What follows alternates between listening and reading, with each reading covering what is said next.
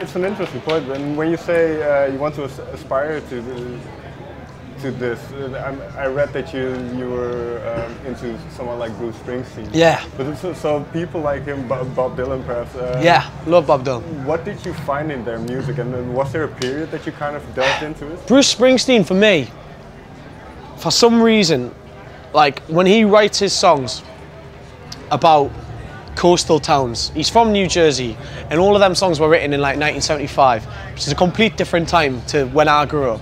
But for some reason I resonate with all of them songs because he always talks about reclining industry. Not that I was ever a part of that industry, but I was a part of the towns that were affected by that. And the things he talks about I can vision because I see them in my own hometown. For some reason I can draw a parallel between the dead seaside towns of Jersey to the dead seaside towns of Newcastle, like with like run-down businesses and things just not being as good as they used to be. Like there is that, like there is parallel, and so as when I started to like actually look at that, and you're the kind of the rose tint of childhood starts to disappear, and you start to grow up and start to see the greyer sides of things. Bruce Springsteen was my muse for that. And although it's a different time, I think it still speaks volumes about the world, because things don't drastically change that much. You know what I mean? Very true.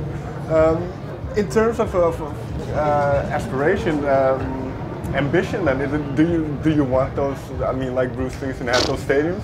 Is that the end goal in a way? Yeah, who wouldn't? Yeah, of course I would. I would love to. I'd love to. I've got to write like a Born to Run, I suppose, to do that. So I mean, I'll see what I can do. I'll try. I'm definitely not opposed to the idea of getting there, but I mean, I don't know what's in store for us. So I'm going to work my hardest and see what happens. You know what I mean? With that in mind, then, what was, because you've been taken up in the BBC's Sound Poll of 18. How have you experienced the last year and a half? Because I can imagine it's been quite a change. What, just in my career? Right. Yeah. It's been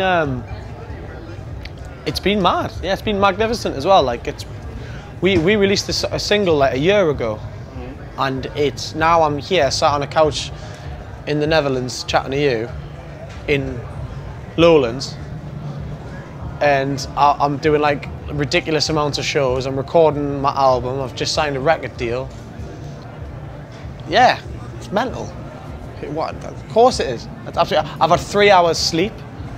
I'm absolutely exhausted, but I've got a big smile on my face. You're doing well. Thank you. No, I'm like, my head's just a bit like because I've had no sleep. But like it's amazing. It's incredible. I can't even believe it. Like I wake up every morning going, this is fucking crazy. Like who gets to do this as a job? This is not a job. It's hard work, but it's not a job.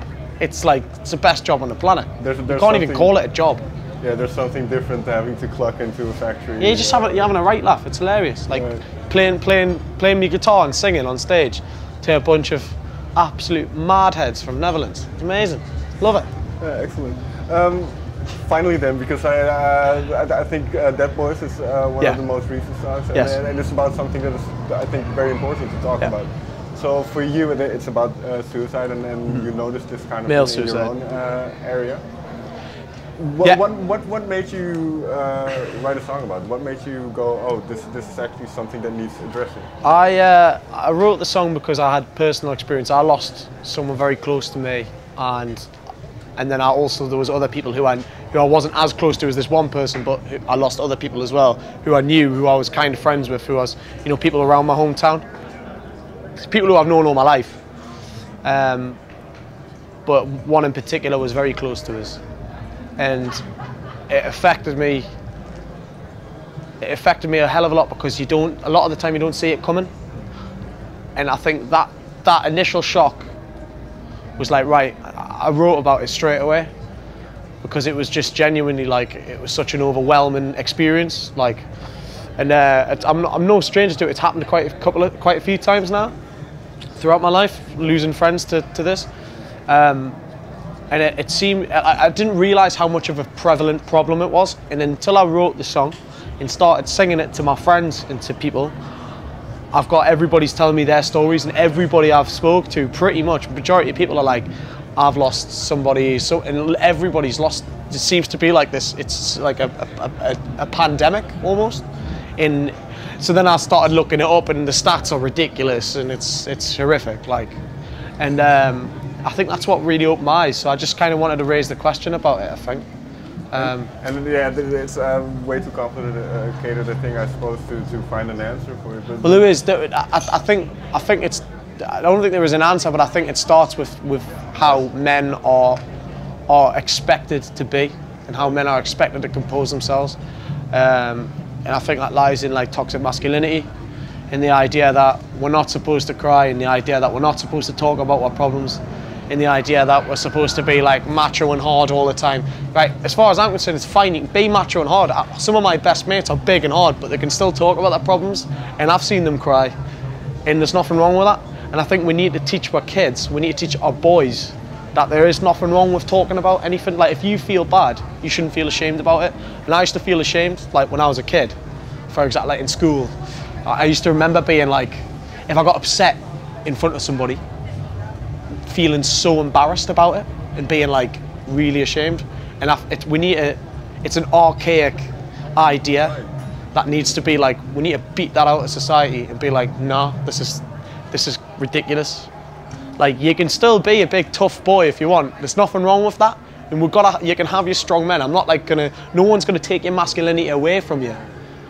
But I think it's like a step forward. It's progressive to be that. You can be that strong man physically, but also be that strong man emotionally and be able to talk and be able to communicate better. The way I see it, we need to be able to experience the full spectrum of emotions, and not kind of not just anger. Yeah, but not that macho attitude, as you say. But then we should also allow ourselves to be vulnerable. Yeah, 100%. Honestly, it takes balls to show that. Right. Like, I've got mates who like haven't cried their entire lives, like, and then I've seen them like have full on, just like it all comes out. It'll all come out one day, and whether it'll come out with you battering someone or doing something terrible, you know what I mean? If you don't like channel that, because it will stick with you. And I think that is where the problem lies. That and like the fact that half of the men, people will watch this video, right? I guarantee you, because I've just talked about this. I'm no expert, and I'm not claiming to be an expert, and I don't want to be preaching about it. And I'm not going to go on some sort of crusade like I'm going to change everything, because I'm not. I'm genuinely just raising the conversation. I just want people to be like, oh yeah, we should probably like have a chat about that. You know what I mean? But I guarantee you, before we move on, that if this gets posted online, and if this goes on YouTube or Facebook, right, 50% of the comments will be men going, that's ridiculous, men shouldn't cry, and saying things like, oh, you're a beta male. And like, there'll be 50% of the comments will just be boys emasculating other boys because they're so insecure about the fact that they're too scared to actually show the fact that they've got any emotion. Sort it out. You know what I mean? On that note, I think that's a good note to end on. Yeah, yeah. Sam, thank you very much. Thank you so much, mate. Cheers. Legend.